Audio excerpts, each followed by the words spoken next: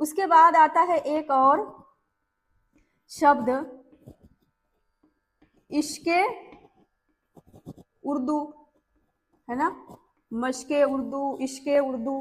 तो क्या करेंगे यहाँ पर, अब यहाँ पर देखिए ये क्या होता है, इसमें कैसा होता है, जैसे के से का की जो आता है ना बीच में संबंध बताने के लिए, जैसे कि ये अहमद का टोपी, अहमद की टोपी है, ठीक है, तो जो बीच में की आया है ना, की के का, उसी चीज को कहते हैं इजाफत। यहाँ पर आ गया मशके उर्दू, यानी कि उर्दू की प्रैक्टिस, मश्क, इश्के उर्दू, उर्दू से इश्क, तो ये बीच में आया ना से, मशके उर्दू, उर्दू की प्रैक्टिस, तो बीच में आया ना के की, यही इसी को कहा जाता है इजाफा। तो यहाँ पर शॉर्टकट में क्या किया जाता है, उसके नीचे जो पहला वाला शब्द होता है ना, या उर्दू में कह लीजिए लफ्ज, तो उसके लास्ट वाला जो अक्षर होता है, हर्फ होता है, उसके नीचे इजाफत लगा देते हैं, ठीक। तो यहाँ पर जैसे कि इश्के उर्दू है, तो अब आप लोग आसानी से लिख लेंगे। यहाँ पर क्या करना है, हमने पहले लिखना है इश्क, ठीक।